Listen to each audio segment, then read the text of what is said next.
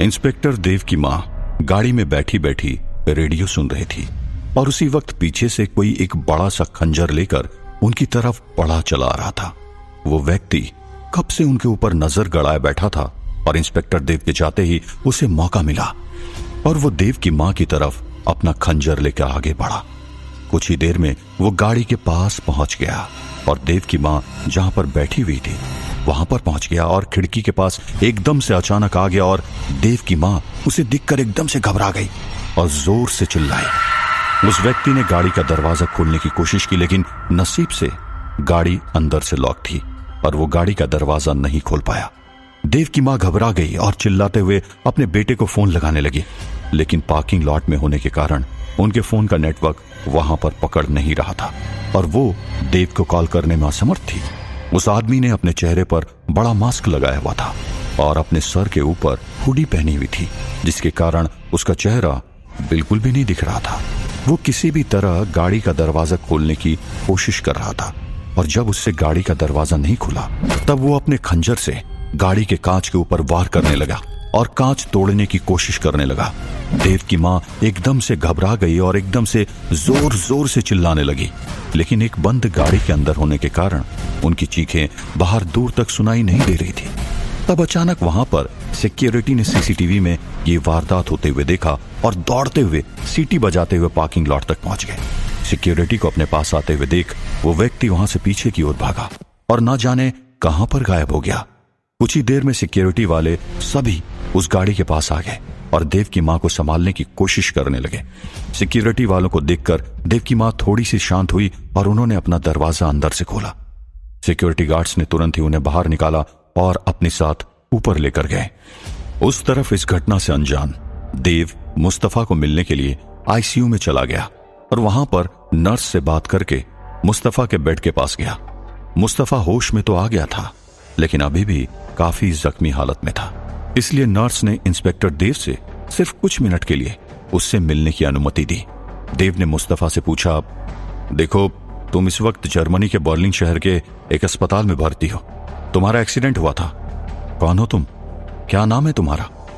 कहां के रहने वाले हो और तुम कौन सी भाषा बोलते हो?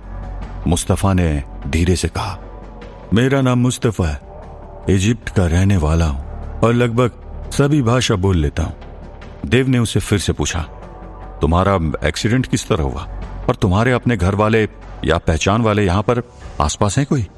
मुस्तफा ने कहा, नहीं, मेरा कोई अपना नहीं, मैं यतीम हूं और अकेले में बड़ा हुआ।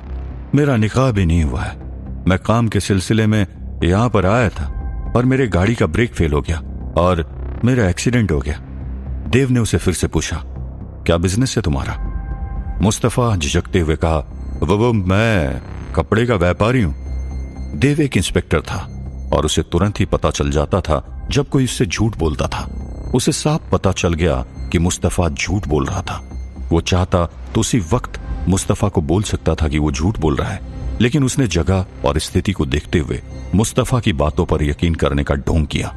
तभी देव अपनी जेब में हाथ डालकर एक छोटी सी किताब निकालकर उस किताब के बारे में मुस्तफा से पूछने ही वाला होता है कि तुरंत ही पीछे से एक वार्ड बॉय दौड़ता हुआ आया और उसने हाँफते हुए देव से नीचे पार्किंग लॉट में उसकी मां के साथ जो घटना हुई उसके बारे में कहा। देव ये सुनकर एकदम हैरान रह गया और घबरा गया। वो मुस्तफा से पूछताछ करना छोड़ तुरंत ही नीचे अपने मां के पास दौड़ा।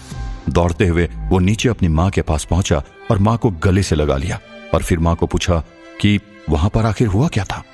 उसकी मां अभी भी सदमे में थी और उनके साथ जो भी हुआ था वो सब हड़बड़ाते हुए अपने बेटे को बता दिया।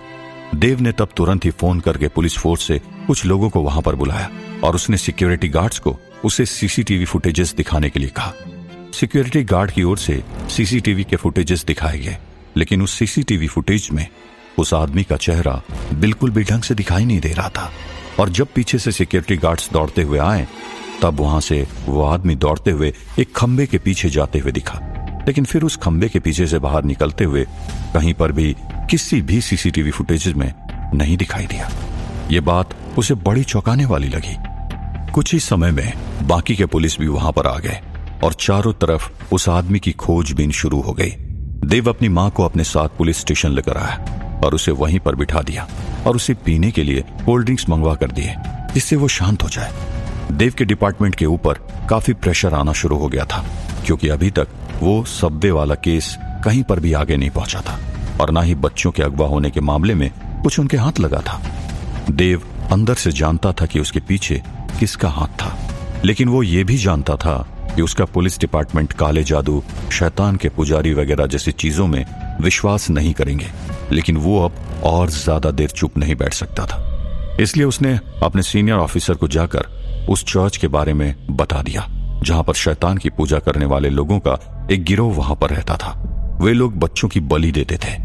पहले तो देव की बात उसके सीनियर ऑफिसर ने हंसकर टाल दी, लेकिन जब देव ने कहा कि वो उन्हें सबूत के साथ बता सकता है तो उन्होंने तुरंत ही एक टीम को तैयार किया और देव को उसी वक्त वहां पर जाने के लिए कहा। लेकिन देव उस जगह पर तब तक नहीं जाना चाहता था जब तक उसकी मां हिंदुस्तान चली न जाए। और तो और आज जो उसकी मां पर हमला हुआ था उसके बारे में भी उसे तहकीकात करनी थी। लेकिन सीनियर ऑफिसर की बात को वो टाल नहीं पाया और अपनी मां को पुलिस स्टेशन में ही रहकर अपनी टीम के साथ चर्च ऑफ सेकंड जाने के लिए रवाना हो गया। और उस तरफ छाया बैठे बैठे मुस्कुरा रही थी क्योंकि ये सब उसी का किया धरा था। उसने जानबूझकर देव की मां पर अपने किसी शैतानी शक्ति से हमला करवाया जिसके कारण देव तनाव में आ गया और उसने सारी बातें अपने सीनियर ऑफिसर को कह दी, जिसके कारण उसे फिर से वहां पर लौटना पड़ा। तब छाया ने मुस्कुराकर कहा, आओ मेरे मल्लिकाए कायनात बनने की चाबी, तुम्हारा यहां पर स्वागत है। लेकिन एक बात अचंभे की थी, छाया उस तरफ बैठकर इंस्पेक्टर देव के बारे में मुस्तफा के अलावा सब कुछ जान पा रही थी।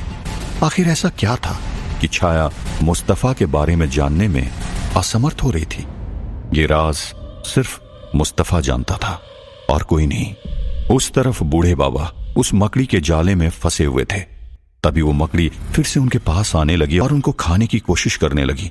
बूढ़े बाबा के दोनों हाथ पूरी तरह फंसे हुए थे, जिसके कारण वो अपने हाथ में पिछली बार की तरह अग्नि प्रकट नहीं कर पा रहे थे।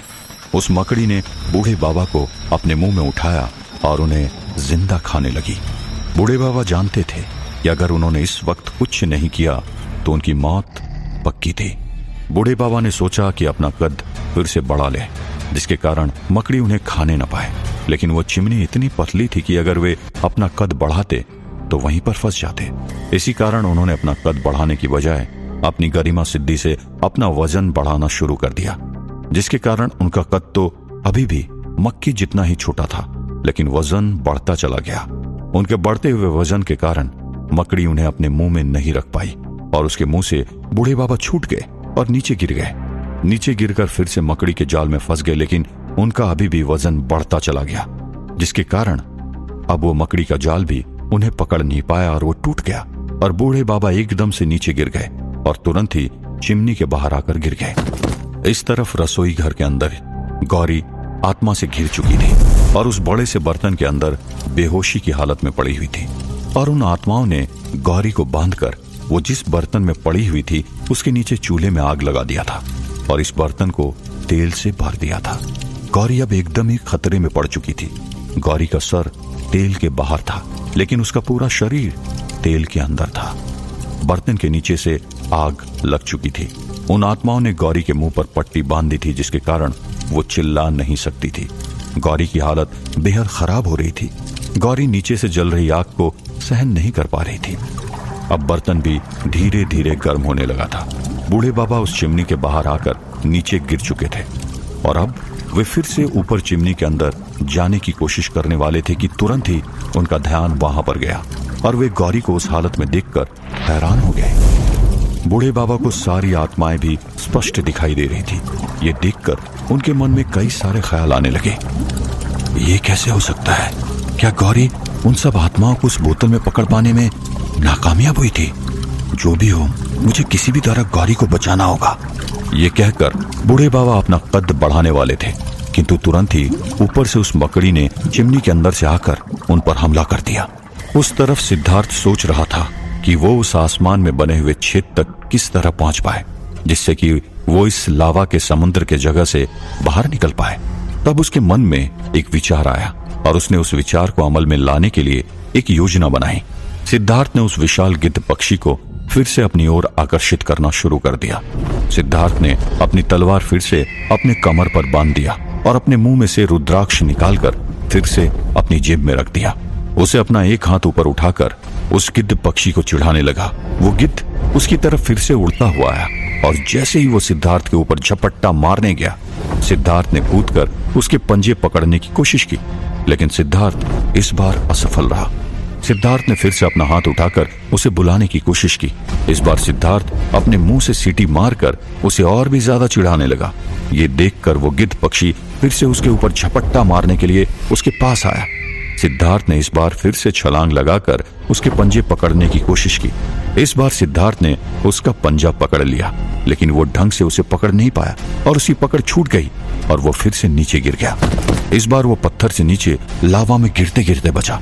नीचे गिरने पर सिद्धार्थ फिर से घबरा उठा और उसके मन में एक बार विचार आया कि वो इस योजना को छोड़ दे और बाहर जाने का कोई दूसरा रास्ता ढूंढ ले, क्योंकि अगर उसकी ये योजना असफल हुई तो सिद्धार्थ सीधा नीचे उबलते हुए लावा में गिर पड़ता और वहीं पर उसका अंत भी हो जाता। लेकिन सिद्धार्थ ने गहरी सांस ली और फिर से इस बारे में सोचा। तब सिद्धार्थ को यह एहसास हुआ कि वहां तक पहुंचने का और कोई दूसरा जरिया नहीं था। अब इस बार सिद्धार्थ को फिर से कोशिश करनी थी। अब उसकी जीवन मरण का सवाल था। सिद्धार्थ फिर से हिम्मत जुटाकर उस गिद्ध पक्षी को अपनी ओर आकर्षित करने लगा। वो विशाल गिद्ध पक्षी अब फिर से उसकी ओर झपट्टा मारने के लिए आया। तब सिद्धार्थ ने इस बार फिर से जोरों से छलांग लगाई और उसने उस गिद्ध पक्षी के पंजे अपने एक हाथ से एकदम कस के पकड़ लिए। सिद्धार्थ का एक हाथ टूटा हुआ था, इसी कारण वो सिर्फ एक हाथ से गिद्ध के पंजों पर लटक रहा था। वो गिद्ध पक्षी अब अपने पंख फड़फड़ाकर उड़ने लगा। उसने सिद्धार्थ को अपने दूसरे पंजे से मारना शुरू कर दिया। सिद्धार्थ उस मार को सहन करता गया, लेकिन उसने अपनी पकड़ ढीली नहीं की और उसके पंजों से लटकता रहा। अब वो गिद्ध पक्षी यहां वहां पर उड़ने लगा। सिद्धार्थ अब पूरी तरह से लावा के समुद्र के ऊपर था। अगर उसका हाथ फिसलता तो तुरंत ही नीचे उस लावा के समुद्र में गिर जाता और वहीं पर उसका अंत भी हो जाता। सिद्धार्थ अब प्रतीक्षा करने लगा कि किसी तरह वो गिद्ध पक्षी उड़ते हुए आसमान में उस छेद की तरफ जाए और वहां से छलांग लगाते हुए उस छेद के पार पहुंच जाए। वो पक्षी यहां वहां पर हर जगह पर उड़ने लगा, लेकिन उस छेद के पास नहीं जा रहा था। सिद्धार्थ का हाथ अब दर्द करने लगा था और इसी कारण उसकी पकड़ भी अब ढीली हो रही थी। सिद्धार्थ के मन में एक बार ख्याल आया कि उसने बहुत बड़ी गलती कर दी थी, लेकिन अब जो हो गया था वो तो हो गया था, उसे अब फिर से चेंज नहीं किया जा सकता था। तब सिद्धार्थ ने अपने मन से उस गिद्ध पक्षी को उस छेद की तरफ जाने का आदेश देने लगा। वो नहीं जानता था कि ये काम करेगा या नहीं, लेकिन अब सिद्धार्थ के पास और कोई चारा नहीं था। लगातार अपने मन से इस गिद्ध को उस छेद के पास जाने का आदेश देता रहा और थोड़ी ही देर में उसका यह तरीका काम करने लगा और वो गिद्ध पक्षी उड़ते हुए उस छेद के पास जाने लगा। थोड़ी ही देर में वो पक्षी आसमान में बने उस छेद के करीब पहुंच गया और तब मौका पाते ही सिद्धार्थ ने उसके पंजे पर अपने हाथों से झूलना शुरू किया और उसने उस छेद की तरफ जोरों से छलांग लगाई। क्या सिद्धार्थ उस छेद को पार कर पाएगा या फिर नीचे उबलते हुए लावा में गिर जाएगा? क्या गौरी उस उबलते हुए तेल के बर्तन से बच पाएगी या बूढ़े बाबा उस मकड़ी के वार से बच पाएंगे? क्या था वो राज जिसके कारण छाया मुस्तफा के बारे में पता ही नहीं कर पा रही थी?